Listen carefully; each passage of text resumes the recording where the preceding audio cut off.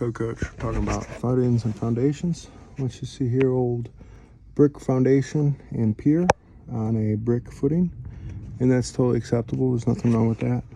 However, I want you to note on these older houses, you see how this one's leaning and not plumb. Also here, I want you to note how they redid and utilized the old foundation wall, and that's fine. However, there is no anchor strapping.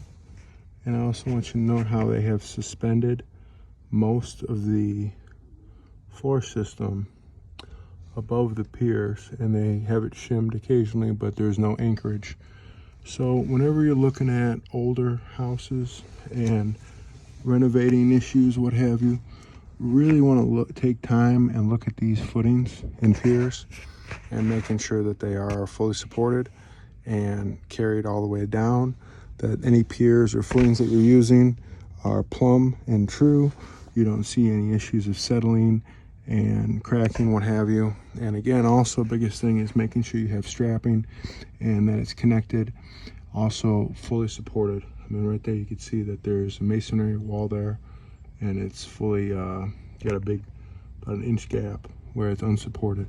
So again, you really want to make sure your loads are transmitted down, because everything is going down here, and whatever you put long term will eventually settle.